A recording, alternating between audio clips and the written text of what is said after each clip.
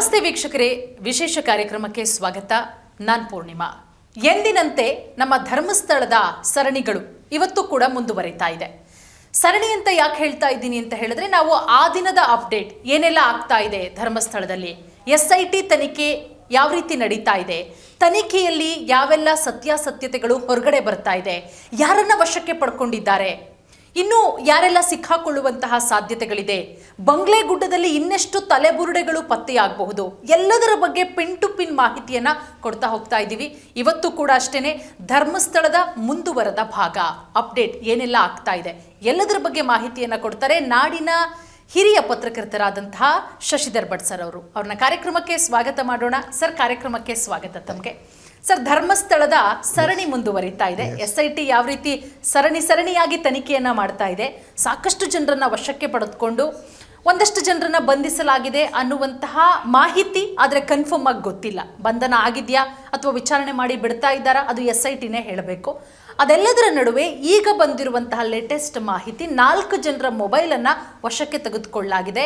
ಮತ್ತಷ್ಟು ಜನರನ್ನ ವಿಚಾರಣೆಗೆ ಒಳಪಡಿಸುವಂತಹ ಸಾಧ್ಯತೆಗಳು. ಈಗ ಆಗ್ತಾ ಇರುವಂತಹ ಬೆಳವಣಿಗೆ ಬಗ್ಗೆ ಏನು ಹೇಳ್ತೀರಾ ಸರ್? ಒಂದು, ನೀವು ಇಡೀ ನಿಮಗೆ ಕ್ರಿಮಿನಲ್ ಪ್ರೊಸೀಜರ್ ಗೊತ್ತಿದ್ದರೆ ಬಂಧನ ಬೇರೆ, ವಿಚಾರಣೆ ಬೇರೆ.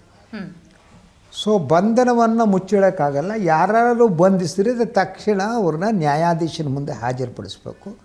ನ್ಯಾಯಾಧೀಶರು ಅದನ್ನು ಪೊಲೀಸ್ ಕಸ್ಟಡಿಗೂ ನ್ಯಾಯಾಂಗ ಬಂಧನಕ್ಕೂ ಕೊಡಬೇಕು. That is the procedure. ಇದು ಯಾವುದರಲ್ಲೂ ಕೂಡ ಈ ಪ್ರಕ್ರಿಯೆ ನಡೆದಿರುವುದೇ ಇರುವುದರಿಂದ ಇದು ಬಂಧನ ಅಂತ ಹೇಳೋಕ್ಕಾಗಲ್ಲ. ಆದರೆ ಮಾಧ್ಯಮಗಳಿಗೆ ಬಂಧನ ಅಂತ ಹೇಳೋದು ಕೆಲವರಿಗೆ ಬಹಳ ಖುಷಿ ಕೊಡುತ್ತೆ. ಬಂಧನ ನೋ, ದಟ್ ಇಸ್ ನಾಟ್. ಅದು ಓನ್ಲಿ ವಿಚಾರಣೆಗೆ. ಈ ಬಗ್ಗೆ ಭಾಳ ಸ್ಪಷ್ಟವಾಗಿ ನಿನ್ನೆ ನೀವು ಗಮನಿಸಿರ್ಬೋದು. ಮುನಾಫ್ ಎನ್ನುವರು, ಅವರು ಮುನಾಫ್. ಸೊ ಅವ್ರು ಕೆಲವು ಮಾತನ್ನು ಹೇಳಿದ್ದಾರೆ, ಭಾಳ ಮಾತು. ಒಂದು, ಅವ್ರ ಬಗ್ಗೆ ಏನೇನು ಪ್ರಚಾರಗಳಾಯಿತು. ಸೊ ಅವರು ಕೇರಳದ ವ್ಯಕ್ತಿ, ಕೇರಳದಿಂದ ಬರ್ತಾ ಇದ್ದರು, ಕೇರಳದ ಪೊಲೀಸರ ಸಂರಕ್ಷಣೆಯ ನಡುವೆ ಬಂದರು, ಅವರು ಪೊಲೀಸರ ನಡುವೆ ಬಂದರು, ಈ ರೀತಿ ಮಾಹಿತಿಗಳೆಲ್ಲ ಮಾಧ್ಯಮ ಕೊಡ್ತಾಯಿತ್ತು. ಅದನ್ನ ಅವರು ಭಾಳ ಸ್ಪಷ್ಟವಾಗಿ ಡಿನೈ ಮಾಡಿದ್ದಾರೆ. ಸೊ ನಾನು ಎಲ್ಲೂ ಹೋಗಿಲ್ಲ, ನಾನು ಒಬ್ಬನೇ ಬಂದಿದ್ದೀನಿ, ಯಾವ ಪೊಲೀಸರ ಜೊತೆ ಬಂದಿಲ್ಲ. ಮತ್ತು ನಾನು ಮೂಲ ಕೇರಳ ಅಲ್ಲ, ನಾನು ಹುಟ್ಟಿ ಬೆಳೆದ ಕರ್ನಾಟಕದಲ್ಲಿ. ಸೊ ಅವರ ತಂದೆ ಯಾವುದೋ ಇದು ಪುರಸಭೆಯಲ್ಲೆಲ್ಲೋ ಇದ್ದರಂತೆ, ಸಾಗರದಲ್ಲಿ ಅಂತ ಅವ್ರು ಹೇಳೋದು. ಅದ್ರ ಜೊತೆಗೆ ನಾನು ಬೆಳ್ತಂಗಡಿಗೆ ನಾನು ಸಂಬಂಧಪಟ್ಟಿದ್ದೆ. ನಾನು ಬೆಳ್ತಂಗಡಿಯಲ್ಲಿ ಈ ಟಿಂಬರ್ ವರ್ಕ್ ಅದು ಯಾವುದೋ ಮಾಡ್ತಾಯಿದ್ದೆ ಅಂತ. ಸೊ ಈ ಸುಳ್ಳಿಗೆ ಸಂಬಂಧಪಟ್ಟ ಹೇಳಿದೆ. ಅವ್ರು ಭಾಳ ಸ್ಪಷ್ಟವಾಗಿ ಹೇಳಿದ್ದಾರೆ, ಯಾರನ್ನೂ ಅರೆಸ್ಟ್ ಮಾಡಿಲ್ಲ, ನನ್ನ ವಿಚಾರಣೆ ಮಾಡಿದ್ದಾರೆ. ಅದಕ್ಕೂ ಭಾಳ ಮಹತ್ವದಾಗಿ ಅವ್ರು ಹೇಳಿದ್ದು ಅಂದರೆ, ಕೇವಲ ಬುರುಡೆ ಮಾತ್ರ ಅಲ್ಲ, ಬುರುಡೆಯನ್ನು ಮೀರಿ ಎಲ್ಲ ಆ್ಯಂಗಲ್ನಿಂದಲೂ SIT ತನಿಖೆ ಮಾಡ್ತಾಯಿದೆ, ಅದರ ಮಾಹಿತಿ ಸಂಗ್ರಹಿಸಿದ್ದಾರೆ ಅಂತ. ಅದು ಯಾವ ಮಾಹಿತಿ ಅದಾಗ ನಿಮ್ಗೆ ಯಾಕೆ ಹೇಳ್ಬೇಕು ನಾನು? ಮತ್ತೆ ಇನ್ನೊಂದು ಹೇಳಿದ್ದಾರೆ ಸರ್, 40 ವರ್ಷದಲ್ಲಿ ನಡೆದಿರುವಂತಹ ಘಟನೆಗಳು 4 ದಿನದಲ್ಲೇ ಮುಗಿದು ಬಿಡುತ್ತಾ ಅನ್ನೋ ರೀತಿಯಲ್ಲೂ ಕೂಡ ಉತ್ತರ ಕೊಟ್ಟಿದ್ದಾರೆ. ಸೊ ಅದ್ರ ಜೊತೆ ಬಹಳಷ್ಟು ಇದೆ. ಅದಕ್ಕೆ ಸಂಬಂಧಪಟ್ಟಾಗೆ ಈಗ 2 ಗಂಟೆಯ ಮೊದಲು ಬೆಂಗಳೂರು ಪೋಸ್ಟ್ ಅನ್ನುವ ಒಂದು ಡಿಜಿಟಲ್ ಮಾಧ್ಯಮ ಏನಿದೆ, ಅದು ಭಾಳ ಮಹತ್ವದ ವರದಿಯೊಂದನ್ನು ಪ್ರಕಟಿಸಿದೆ. ಈಗ ನಾವು ಕೂತಾಗ ಟೈಮ್ ಈಗ 11:35 ಆಗಿದೆ. ನಾವು ಚರ್ಚೆ ಮಾಡಬೇಕಾದ್ರೆ 2 hours ಮೊದಲಿನ ವರದಿ ಅದು ಯಾಕೆ ನಾನು ಅದನ್ನ ಕೋಟ್ ಮಾಡ್ತೀನಿ ಅಂದರೆ, ಇಡೀ ಧರ್ಮಸ್ಥಳದ ಪ್ರಕರಣ ಬಂದ ಮೇಲೆ ವಾಸ್ತವಾಂಶಕ್ಕೆ ಹತ್ತಿರವಾದ, ಸತ್ಯಕ್ಕೆ ಹತ್ತಿರವಾದ ವರದಿಯನ್ನು ಪ್ರಕಟಿಸಿದ ಏಕಮೇವ ಇದು ಬೆಂಗಳೂರು ವೆಬ್ಸೈಟ್. ಸೊ ಅದು ವೆಬ್ಸೈಟ್ ಅದು ಭಾಳ ಸ್ಪಷ್ಟವಾಗಿ ಕೆಲವೊಂದು ಅಂಶಗಳನ್ನು ಹೇಳಿದೆ. ಅದು ಮಹತ್ವದ್ದು ಏನು ಅನ್ನೋದನ್ನು ನಾನು ಹೇಳೋದಕ್ಕೆ ಇಷ್ಟಪಡ್ತೇನೆ. ಅದೇನು ಗೊತ್ತಾ ಪೂರ್ಣಿಮಾ, ಅವ್ರು ಹೇಳ್ತಾರೆ, ಒಂದು, ಈ ಸುದ್ದಿಯ ಹೆಡ್ಲೈನ್ ಸಿಗಿದೆ, not just to Banglagudda has massive number of skeleton remains. ಬಂಗ್ಲೆಗುಡ್ಡದಲ್ಲಿ ಈ ವರದಿಯ ಪ್ರಕಾರ 1-2 ಅಲ್ಲ, ಮಾಸ್ಸಿವ್, ಬೇಕಾದ ಎಷ್ಟು ಇದೆ ಅನ್ನೋದನ್ನು ಈ ವರದಿ ಹೇಳುತ್ತೆ. ಇದು ಸೊ ಇದು ಹೇಳುತ್ತೆ, ಸ್ಪೆಷಲ್ ಇನ್ವೆಸ್ಟಿಗೇಷನ್ ಇನ್ ಟೀಮ್ ವ್ಯಾರ್ ಅದು ಏನೇನು ಮಾಡ್ತು during the visit to Banglegudda ಅನ್ನೋದನ್ನೆಲ್ಲ ಹೇಳ್ತಾ, ಸೆಪ್ಟೆಂಬರ್ 6ನೇ ತಾರೀಕು. ಸೊ ಅಲ್ಲಿ massive number of skeleton remains found out ಅಂತ, ಅಂದರೆ ಬಹಳಷ್ಟು ಸಿಕ್ಕಿದೆ. ಕೆಲವು ಮೇಲೆ ಸಿಕ್ಕಿದೆ, ಒಗೆದು ಬಿಟ್ಟಿದ್ದಾರೆ ಹೆಣವನ್ನು ಅಂತ. ಅದಕ್ಕೆ ಅವರು ಇನ್ನೊಂದು ಸಾಲನ್ನು ಇವರು ಸೋರ್ಸ್ ಹೇಳ್ತಾರೆ, it was looking like a battle field ಅಂತ. ಅಂದರೆ ರಣಾಂಗಣ ಯುದ್ಧದಲ್ಲಿ ಹೆಣಗಳು ಬೀಳ್ತವಲ್ಲ ಆ ರೀತಿ ಇದೆ ಅನ್ನುವ ಒಂದನ್ನು ಇಸಿ ದಟ್ SIT ಮೂಲಗಳು ಕೋಟ್ ಮಾಡಿವೆ ಅಂತ ಈ ವರದಿ ಹೇಳುತ್ತೆ. ಭಾಳ ಇಂಪಾರ್ಟೆಂಟ್ ಆ ವರದಿ, ಎಲ್ಲ ಹೇಳೋಕ್ಕೆ ಹೋಗಲ್ಲ, ಜನ ಬೇಕಾದ್ರದ್ದು ಹೋಗಿ ನೋಡ್ಬೋದು. ಬಟ್ 2 ಗಂಟೆಯ ಹಿಂದಿನ ಈ ವರದಿ ಭಾಳ ಮಹತ್ತರವಾದ ಕೆಲವು ಅಂಶಗಳನ್ನು, ಅಂದರೆ SIT ತನಿಖೆ ಸರಿಯಾದ ದಿಕ್ಕಿನಲ್ಲಿ ಸಾಗುತ್ತಿದೆ ಅಂದುಕೊಳ್ಬೋದಾದ್ದು. ಸೊ ಅದರ ಜೊತೆಗೆ ಯಾರ್ಯಾರು ಬೇರೆ ಬೇರೆ ರೀತಿ ಈ ವಿಚಾರವನ್ನು ವಿಶ್ಲೇಷಣೆ ಮಾಡ್ತಿದ್ರು ಅವರಿಗೆಲ್ಲ ಶಾಕ್ ಆಗುವಂತೆ, ಆಘಾತ ಆಗುವಂತೆ. ಅದಕ್ಕೆ ಇನ್ನೊಂದು ಹೇಳುತ್ತೆ, ಈ ವಿಚಾರದಿಂದ ಯಾರು ಆರೋಪಿತರಿದ್ದಾರೆ ಮತ್ತು ಯಾರು ಆರೋಪಿತರ ಪರವಾಗಿದ್ದಾರೆ ಅವರಿಗೆಲ್ಲ ಬಹುದೊಡ್ಡ ಶಾಕ್ ಆಗಿದೆ ಅನ್ನೋದನ್ನು ಈ ವರದಿ ಹೇಳ್ತಾ ಇದೆ. ಎಸ್, ಖಂಡಿತ. ಈಗ ನೀವು ಹೇಳಿದ್ರಿ ಸರ್, ಅಂದ್ರೆ ಒಂದು ರೀತಿಯಲ್ಲಿ ಒಂದೆರಡು ತಲೆಬುರುಡೆಗಳಷ್ಟೇ ಅಲ್ಲ, ನಾವು ಬಂಗ್ಲೆಗುಡ್ಡದ ರಹಸ್ಯವನ್ನ ನೆನ್ನೆನೂ ಕೂಡ ಮಾತನಾಡ್ತಾ ಇದ್ರಿ. ನೀವು ಬಹಳ ಅದ್ಭುತವಾಗಿ ವಿಶ್ಲೇಷಣೆ ಮಾಡಿದ್ರಿ. ನೇತ್ರಾವತಿ ನದಿ ತೀರದ ನೀವು ಆ ಭಾಗದವರೇ ಆದ್ದಿದ್ರಿಂದ ಅಲ್ಲಿ ಪರಿಸ್ಥಿತಿ ಹೆಂಗಿದೆ, ವರ್ಷಕ್ಕೆ ಯಾವ ರೀತಿ ಬದಲಾಗುತ್ತೆ, ಮಳೆ ಎಲ್ಲ ಜಾಸ್ತಿ ಆದ್ರಂತೂ ಅಲ್ಲಿ ಯಾವುದೂ ಕೂಡ ಇರೋದಿಲ್ಲ, ಎಲ್ಲ ಕೊಚ್ಕೊಂಡು ಹೋಗುತ್ತೆ. ಬಟ್ ಬಂಗ್ಲೆಗುಡ್ಡ ಆ ರೀತಿ ಇಲ್ಲ, ಅದು ಯಾವುದೇ ರೀತಿ ಬದಲಾಗಿಲ್ಲ. ಹಾಗಾಗಿ ಅಲ್ಲಿ ಮತ್ತಷ್ಟು ತಲೆಬುರುಡೆ ಸಿಗುವಂತಹ ಸಾಧ್ಯತೆಗಳಿದೆ ಅಂತ ಹೇಳಿ, ಅಂದರೆ ಏನಾಗಬಹುದು ಮುಂದೆ ಮತ್ತೆ ಉತ್ಖನನ ಶುರು ಮಾಡಿ? ಎಸ್ ಪೂರ್ಣಿಮಾ, ಅದು ಹೇಗಿದೆ ಅಂದರೆ ಅದು ಸ್ನಾನಘಟ್ಟ ಇದೆ ನಿಮಗೆ. ನಾನು ಅದನ್ನು ಹೇಳಿದೆ, ಒಂದು ಕಡೆ ಧರ್ಮಸ್ಥಳ ಇದೆ, ಇನ್ನೊಂದು ಕಡೆ ಉಜಿರೆ ಇದೆ, ಅದರ ಮಧ್ಯದಲ್ಲೇ ಬರುತ್ತೆ. ಸೊ ಈ ಮಧ್ಯದಲ್ಲಿ ಇದು ಹಲವು ರೀತಿಯಿಂದ ಭಾಳ ಮಹತ್ವದ ಸ್ಥಳ. ಅದು ಒಂದು ಕಡೆ ನೇತ್ರಾವತಿ ಸ್ನಾನಘಟ್ಟ ಇದೆ, ಸ್ನಾನಘಟ್ಟ ಪಕ್ಕದಲ್ಲಿರುವ ಗುಡ್ಡ, ಅದು ಕೆಳಗಡೆ ಸ್ನಾನಘಟ್ಟದ ಕೆಳಗಡೆ ಇದ್ದರೆ ತೊಳೆದೋಗುತ್ತೆ. ಗುಡ್ಡ ಅಂದರೆ ಎತ್ತರದ ಪ್ರದೇಶ, ಪರ್ವತ ಅಲ್ಲ, ಅದು ಗುಡ್ಡ. ಆ ಗುಡ್ಡದಲ್ಲಿರೋದು ಹಾಗೆ ತೊಳ್ಕೊಂಡು ಹೋಗೋದು ಕಷ್ಟ, ಬದಲಾಗುತ್ತೆ. ಆದ್ದರಿಂದ ಅಲ್ಲಿರುವ ಸಾಧ್ಯತೆ ಇದೆ ಅಂತ. ಅದರ ಜೊತೆಗೆ ಧರ್ಮಸ್ಥಳದಲ್ಲಿ ಏನೇನು ಈ ಅನಾಮಧೇಯ ಸಾವುಗಳಾಗಿವೆ ಇನ್ನೊಂದಾಗಿ ಅದೆಲ್ಲ ಹತ್ತಿರದಲ್ಲಿ ಬರ್ತವೆ.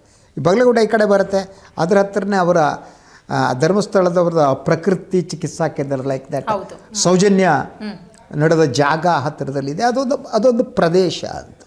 ಸೊ ಆದ್ದರಿಂದ ಈಗ ಈ ವರದಿ ಹೇಳಿದ್ದು ನಿಜ ಆಗಿದ್ದರೆ, ಇನ್ನಷ್ಟು ಸಿಕ್ಕಿದರೆ ಆವಾಗ ಇಡೀ ಪ್ರಕರಣ ಬೇರೆ. ಈಗಾಗಲೇ ಅದನ್ನ ವರದಿಗಳ ಪ್ರಕಾರ ಬೆಂಗಳೂರಿನ FSL ಇದಕ್ಕೆ ಕಳಿಸ್ಕೊಡ್ಲಾಗಿದೆ ರಿಮೇನ್ಸನ್ನು. ಅದರ ಜೊತೆಗೆ ಅಲ್ಲಿಯ ಮಣ್ಣು ಕಳಿಸಲಾಗಿದೆ.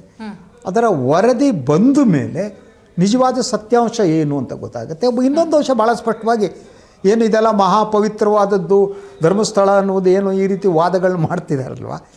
ಸೊ ಆ ಕೊಲೆ ಪ್ರಕರಣಗಳನ್ನು ಮುಚ್ಚಿ ಹಾಕುವ ಒಂದು ಯತ್ನ ಏನು ನಡೀತಾ ಇದೆ, ಆ ಯತ್ನಕ್ಕೆ ತಡೆ ಒಡ್ಡುವ ರೀತಿಯಲ್ಲಿ, ಸತ್ಯವನ್ನು ಹೊರಹಾಕುವ ರೀತಿಯಲ್ಲಿ ಈ ಒಂದು ಇನ್ವೆಸ್ಟಿಗೇಷನ್ ನಡೀತಾ ಇದೆ ಅನ್ನೋದು ಬಹಳ ಬಹಳ ಮುಖ್ಯವಾದ್ದು. ಖಂಡಿತ. ಮತ್ತೊಂದು ಕಡೆ ಸರ್, ಬರೀ ಬುರುಡೆ ವಿಚಾರ ಅಷ್ಟೇ ಅಲ್ಲ, ಬೇಕಾದಷ್ಟು ವಿಚಾರಗಳು ಹೊರಗಡೆ ಬರಬೇಕಾಗಿದೆ ಅನ್ನುವಂತಹ ಹೇಳಿಕೆಗಳು.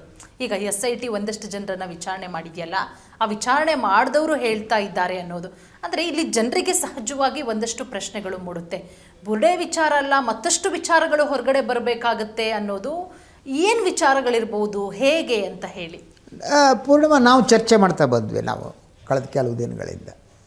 ಬುರುಡೆ ಅನ್ನುವುದು ಒಂದು ಪಾರ್ಟ್ ಮಾತ್ರ, ಅದೊಂದು ಸಣ್ಣ ಪಾತ್ರ ಅಂತ ಒಂದು ಬಹುದೊಡ್ಡ ನಾಟಕದಲ್ಲಿ ಯಾವುದೋ ಒಂದು ಸೈಡ್ ಆ್ಯಕ್ಟ್ ಇದ್ದಾಗೆ. SIT ರಚನೆ ಆದ ಮೇಲೆ ಸೊ ಸರ್ಕಾರ ಏನೋ ಒಂದು ಆದೇಶವನ್ನು ಹೊರಡಿಸ್ತು SIT ರಚನೆ ಮಾಡಿ. ಮೊದಲ ಆ SITಗೆ ಪೊಲೀಸ್ ಸ್ಟೇಷನ್ನ ದರ್ಜೆ ಇರಲಿಲ್ಲ. ಆಗ SIT ಮಾಡಬಹುದಾದ ಕೆಲಸ ಏನಾಗಿತ್ತು ಅಂದರೆ ಅದು ತನಿಖೆ ಮಾಡಿ ವರದಿಯನ್ನು ಸರ್ಕಾರಕ್ಕೆ ಒಪ್ಪಿಸಬಹುದು. ನಂತರದ ಇದರಲ್ಲಿ ಸಿದ್ದರಾಮಯ್ಯ ಸರ್ಕಾರ ಭಾಳ ಮಹತ್ವದವಾದ ಒಂದು ತೀರ್ಮಾನ ತಗೋ, ಭಾಳ ಇಂಪಾರ್ಟೆಂಟ್ ಅದು. ಅಂದರೆ SITಗೆ ಒಂದು ಪೊಲೀಸ್ ಸ್ಟೇಷನ್ನ ದರ್ಜೆಯನ್ನು ಕೊಟ್ಟಿದ್ದು. ಅಂದರೆ ಒಂದು ಪೊಲೀಸ್ ಸ್ಟೇಷನ್ನ ದರ್ಜೆಯನ್ನು ಕೊಟ್ಟಂಥ ಸಂದರ್ಭದಲ್ಲಿ ಯಾವ್ಯಾವ ಧರ್ಮಸ್ಥಳಕ್ಕೆ ಸಂಬಂಧಪಟ್ಟ ಹಾಗೆ ಈ ಅನಾಮಧೇಯ ಹೆಣಗಳ ಏನು ಹೂತಿಟ್ಟರು ಆ ಪ್ರಕರಣಕ್ಕೆ ಸಂಬಂಧಪಟ್ಟ ಹಾಗೆ ಎಲ್ಲವನ್ನ ತನಿಖೆ ಮಾಡುವ ಅಧಿಕಾರ ಈ SITಗೆ ಬಂದಿದೆ. ಸೊ ನೀವು ಒಂದು ಬುರುಡೆ ಸಿಕ್ಕಿದ್ದು ಸಿಗದೇ ಇರುವುದು, ಅಥವಾ ಅಲ್ಲಿ ಅಸ್ಥಿಪಂಜರ ಸಿಕ್ಕಿದ್ದು ಸಿಗದೇ ಇರುವುದು, it is only A part of whole issue. ಉಳಿದಂತೆ ಬಹಳ ಮಹತ್ವದ್ದಾಗಿ ಒಂದೊಂದು ವರದಿ ಒಂದು ಹೇಳುತ್ತೆ. VS ಉಗ್ರಪ್ಪ ವರದಿ ಒಂದಿದೆ. ಕರ್ನಾಟಕ ಸರ್ಕಾರನೇ VS ಉಗ್ರಪ್ಪ ಅವರ ಸಮಿತಿಯನ್ನು ನೇಮಿಸಿತ್ತು ವಿಧಾನ ಪರಿಷತ್ತಿನ. ಆವಾಗ ಅವರು ಪ್ರತಿಪಕ್ಷದ ನಾಯಕರಾಗಿದ್ದರು. ಆ ವರದಿ ಬಹಳ ಸ್ಪಷ್ಟವಾಗಿ ಕೆಲವು ಅಂಶಗಳನ್ನು ಹೇಳುತ್ತೆ. ಸುಮಾರು 400ಕ್ಕೂ ಹೆಚ್ಚು ಅನಾಮಧೇಯ ಹೆಣಗಳು, ಮೋರ್ ದ್ಯಾನ್ 400. ಆ 400ಕ್ಕೂ ಹೆಚ್ಚು ಅನಾಮಧೇಯ ಹೆಣಗಳು ಏನು ಸಿಕ್ಕಿವೆ ಅದಕ್ಕೆ ಸಂಬಂಧಪಟ್ಟ ಹಾಗೆ ಕೂಡ SIT ತನಿಖೆ ನಡೆಸಬೇಕಾಗಿದೆ. ಆ ಅನಾಮಧೇಯ ಹೆಣಗಳನ್ನು ತರಾತುರಿಯಿಂದ ದಫನ್ಗೊಳಿಸಲಾಯಿತೆ. ಯಾವ್ಯಾವ ಪ್ರೊಸೀಜರ್ಗಳನ್ನು ಫಾಲೋ ಮಾಡಲಾಯಿತು, ಅಲ್ಲಿಯ ಗ್ರಾಮ ಪಂಚಾಯಿತಿ ಇದ್ದಕ್ಕಿದ್ದ ಹಾಗೆ ಒಂದು ದಿನದಲ್ಲಿ ಪೋಸ್ಟ್ ಮಾರ್ಟಮ್ ಇಲ್ಲದೆ ಹೆಣಗಳನ್ನು ದಫನ್ ಮಾಡಿದ್ದೋ ಹುಗಿದಾಕಿದ್ದೋ ಯಾಕೆ, ಅದಕ್ಕೆ ಕಾರಣಗಳೇನು, ಅದರ ಹಿಂದೆ ಇರುವವರು ಯಾರು, ಅದರ ಜೊತೆಗೆ ಗ್ರಾಮ ಪಂಚಾಯಿತಿಯ ದಾಖಲೆ ಏನಿದೆ ಪೂರ್ಣಿಮಾ, ಆ ದಾಖಲೆಗಳಲ್ಲಿ ಒಂದೇ ಹೆಸರಿನ ಹಲವು ಹೆಣಗಳನ್ನು ಬೇರೆ ಬೇರೆ ವ್ಯಕ್ತಿಗಳು ಅಂತ ದಫನ್ ಮಾಡಿದ ಲೆಕ್ಕಾಚಾರ ಸಿಗುತ್ತೆ. Babu or something. ದಿವಸ ಬಾಬು ತಂದೆ ಮಾತ್ರ ಬೇರೆ, ಬಾಬು ತಂದೆ ಮಾತ್ರ ಬೇರೆ. ಸೊ ಅದರಲ್ಲಿ ಸೈನ್ ಹಾಕಿದ್ದೆಲ್ಲ ಸೈನ್ಗಳೆಲ್ಲ ಒಂದೇ ರೀತಿ ಕಾಣ್ತವೆ. ಅಂದರೆ ಇದರ ಹಿಂದೆ ಈ ಅನಾಮಧೇಯ ಹೆಸರಿನಲ್ಲಿ ಬೇರೆ ಬೇರೆ ಹೆಣಗಳನ್ನು ಅಲ್ಲಿ ಹೂತಾಕಲಾಯಿತೆ. ಯಾಕೆ ಪ್ರೊಸೀಜರನ್ನು ಫಾಲೋ ಮಾಡಿಲ್ಲ? ಒಂದು ಹೆಣ ಸಿಕ್ಕಿತು ಅನಾಮಧೇಯ ಹೆಣ ಅಂದರೆ ಅದಕ್ಕೆ ಪೋಸ್ಟ್ ಮಾರ್ಟಮ್ ಆಗಬೇಕಾಗತ್ತೆ. ಬಹುತೇಕ ಸಂದರ್ಭದಲ್ಲಿ ಆ ಹೆಣ ಅನಾಮಧೇಯ ಹೆಣ ಆಗಿದ್ದರೆ ಅದನ್ನು ಹೂತಿಡಬೇಕಾಗತ್ತೆ, ನೀವು ಸುಟ್ಟಾಕೋ ಹಾಗಿಲ್ಲ. ಯಾಕೆಂದರೆ ಇನ್ಯಾವಾಗಲೂ ಆ ಪ್ರಕರಣ ಬಂದಾಗ ಹೆಣವನ್ನು ನೆಲದಿಂದ ತೆಗೆದು ಎಲ್ಬಿಟ್ಟು ನೋಡಬೇಕು. ಇಲ್ಲಿ ಹಲವಾರು ಹೆಣಗಳನ್ನು ಸುಟ್ಟಾಕಿದಾರಂತೆ. ವಾಯ್ ಸುಟ್ಟು ಹಾಕಬೇಕು ಅಂತ ಹೇಳಿದವರು ಯಾರು, ಅದರ ಹಿಂದಿರುವವರು ಯಾರು? ಇಂಥದ್ದೇನಿದೆ, ಇಂಥ ಎಲ್ಲ ಪ್ರಕರಣವನ್ನು ತನಿಖೆ ಮಾಡುವ ಅಧಿಕಾರವನ್ನು SIT ಕೊಟ್ಟಾಗಿದೆ. ಅದರಂತೆ ನಿಮಗೆ ಉಳಿದು ಏನು ಪ್ರಕರಣಗಳು, ನಾಪತ್ತೆ ಪ್ರಕರಣಗಳಿವೆ, ವೇದವಲ್ಲಿ ಪ್ರಕರಣ ಇರ್ಬೋದು, ಆನೆ ಮಾಹುತನ ಪ್ರಕರಣ, ಇದು ಎಲ್ಲ ಪ್ರಕರಣವನ್ನು ಕೂಡ SIT ನೋಡಬೇಕಾದ ವಾತಾವರಣ ಸೃಷ್ಟಿಯಾಗಿದೆ. ಆದ್ದರಿಂದ ತಲೆಬುರುಡ ಸಿಗ್ತಾ ಇಲ್ವಾ, ತಲೆಬುರುಡ ಯಾರು ತಂದರು ಇಲ್ಲ, ಈ ತಲೆಬುರುಡ ಯಾರದ್ದು, ಈ ರೀತಿ ತಲೆಬುರುಡೆ ಹಿಡ್ಕೊಂಡು ಉಜ್ಜಾಡೋದು. ಅದಕ್ಕೆ ಮೀರಿದ ಸಾವಿನ ಪ್ರಕರಣದ ಬಗ್ಗೆ ನಾವು ಮಾತಾಡ್ತಾ ಇಲ್ಲ. 400 ಹೆಣಗಳು ಅನಾಮಧೇಯ ಹೆಣಗಳು ಹೇಗಾಗ್ತವೆ, ಅಷ್ಟು ಅನಾಮಧೇಯ ಹೆಂಗಾಗುತ್ತೆ? ಅವ್ರಿಗೆ ಅಡ್ರೆಸ್ಸೇ ಇಲ್ವಾ, ಅವ್ರಿಗೆ ಅಪ್ಪ ಅಮ್ಮ ಇಲ್ವಾ? ಧರ್ಮಸ್ಥಳಕ್ಕೆ ಬಂದಾಗ ಅವರು ಎಟ್ಲೀಸ್ಟು ಅಲ್ಲಿ ಛತ್ರದಲ್ಲೋ ಹೋಟೆಲಲ್ಲೋ ಉಳಿದ್ರೆ ಹೆಸರು ಬರೆಯಲ್ವಾ? ಈಗಾದರೆ ಆಧಾರ್ ಕಾರ್ಡ್ ಅದು ಆ ಕಾಲದಲ್ಲಿ ಅಡ್ರೆಸ್ ತಗೋತಿದ್ದಾರಲ್ವಾ? ಅಡ್ರೆಸ್ ಸಿಕ್ಕಿದ್ರೆ ಅನಾಮಧೇಯ ಹೆಣ ಹೆಂಗಾಗುತ್ತೆ? ಅದು ಧರ್ಮಸ್ಥಳದಲ್ಲಿ ಯಾರ್ಯಾರೋ ಬಂದ್ಬಿಟ್ಟು ಗೊಡಕ್ಕಂತ ಸತ್ತು ಹೋಗ್ಬಿಟ್ಟು ಅವ್ರ ಹೆಸರು ಗೊತ್ತಾಗಲ್ಲ. What is this? ಒಂದು ಸಾವಿನ ಪ್ರಕರಣವನ್ನು ತನಿಖೆ ಮಾಡುವ ರೀತಿ ವಿಧಾನಗಳು ಯಾವುವು? ಸೊ ಇದು ಯಾವುದು ನಡೆದಿದ್ದಾಗ ಅಲ್ಲಿ ಹಲವು ರೀತಿಯ ತಪ್ಪುಗಳು ಕಾಣ್ತವೆ. ಯಾರು ಮಾಡಿದ್ರೂ ಗೊತ್ತಿಲ್ಲ ನನಗೆ. ಅಂದರೆ ಈ ಪ್ರಕರಣಗಳೇನಿವೆ, ಈ ಪ್ರಕರಣಗಳನ್ನು ಮುಚ್ಚು ಹಾಕುವ ಷಡ್ಯಂತ್ರ ನಡೀತೆ. ಅಂಥ ಒಂದು ಷಡ್ಯಂತ್ರ ನಡೆದರೆ ಅದರ ಹಿಂದಿರುವವರು ಯಾರು, ಯಾಕೆ ಅವರಿಗೆ ಈ ಹೆಣಗಳನ್ನು ಹೀಗೆ ಹೂತು ಹಾಕುವುದನ್ನು ಒಂದು ಸಂಪ್ರದಾಯದಂತೆ ಮಾಡಿದ್ದು, ಮತ್ತು ಅದನ್ನು that according to bengalurpost.com report ಪ್ರಕಾರ SIT ಅಧಿಕಾರಿಗಳು, it looks like a battle field. It was shocking to me. Battle field, ರಣಾಂಗಣದಲ್ಲಿ ಯುದ್ಧದ ಹೆಣಗಳ ಬಿದ್ದು ಹೋಗ್ತವೆ ಅಲ್ವಾ? ಸೊ ಆ ರೀತಿ ಹಂಗಂದ್ರೆ ಬಂಗ್ಲೆಗುಡ್ಡದಲ್ಲಿ ಹೆಣ ಬಿದ್ದಿದೆಯಾ? ಮಣ್ಣಿನ ಒಳಗಡೆ ಎಷ್ಟಿದೆ, ಹೊರಗಡೆ ಸಿಕ್ತು ಅಂತಂದರೆ ಏನದು ಹೊರಗಡೆ ಸಿಕ್ಕಿದೆ, ಮಣ್ಣು ಆಗೋದಿಲ್ಲ ಅಂತ ಹೇಳಲಾಗ್ತಾ ಇದೆ. ಈ ಬುರುಡೆ ಸಿಕ್ಕಿದ್ದು ಅದರದ್ದು ಈಗ 2-3 ಏನು ತಕ್ಷಣ ಸಿಕ್ತು SITಗೆ, ಹೊರಗಡೆದು ಅಂತ ಹೇಳಲಾಗ್ತಾ ಇದೆ. ಒಳಗಡೆ ಆಗಿದ್ರೆ ಎಷ್ಟು ಸಿಗ್ಬೋದು, ಏನಾಗ್ಬೋದು? ಹೀಗೆ ಉತ್ತರ ಗೊತ್ತಿಲ್ಲದ ಹಲವು ಪ್ರಶ್ನೆಗಳಿವೆ.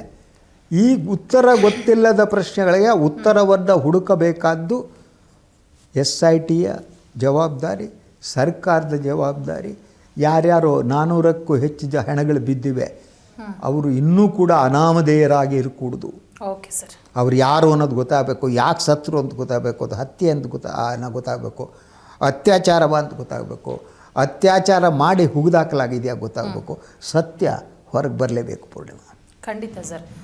ನೋಡೋಣ ಸರ್ ಮುಂದಿನ ದಿನಗಳಲ್ಲಿ ಏನೆಲ್ಲ ಬೆಳವಣಿಗೆಗಳಾಗುತ್ತೆ. ಬಂಗ್ಲೆಗುಡ್ಡದ ರಹಸ್ಯ ಇನ್ನೆಷ್ಟು ರೋಚಕವಾಗಿರುತ್ತೆ. ಇನ್ನೊಂದಿಷ್ಟು ವ್ಯಕ್ತಿಗಳ ಆಗಮನ ಆಗತ್ತಾ ಇದರಲ್ಲಿ, ಯಾರ್ದೆಲ್ಲ ತಲೆದಂಡ ಆಗತ್ತೆ, ಇನ್ನೇನು ಕೆಲವೇ ದಿನಗಳಲ್ಲಿ ಗೊತ್ತು ಮಾಡಬೇಕು. ಯಾರಾದರೂ ಬಂಗ್ಲೆಗುಡ್ಡ ರಹಸ್ಯ ಅಂತ ಒಂದು ಟೈಟಲ್ ಅನ್ನ ನಮ್ಮ ಫಿಲ್ಮ್ ಚೇಂಬರ್ನಲ್ಲಿ ಮಾಡಿದ್ರು ಮಾಡಿರಬಹುದು ಸರ್, ಗೊತ್ತಿಲ್ಲ. ಬಂಗ್ಲೆಗುಡ್ಡದ ರಹಸ್ಯ, ಬಂಗ್ಲೆಗುಡ್ಡ ಫಿಲ್ಮ್ ಬಂದಿತ್ತು ಸರ್ ಹಿಂದೇನು, ಹೌದು ಗೊತ್ತಿಲ್ಲ. ಆಯ್ತು ಸರ್, ನೋಡೋಣ ಮುಂದಿನ ಎಪಿಸೋಡ್ಗಳಲ್ಲಿ ಏನಾಗುತ್ತೆ ಅನ್ನೋದನ್ನ ತಿಳಿಸ್ಕೊಳ್ಳೋಣ.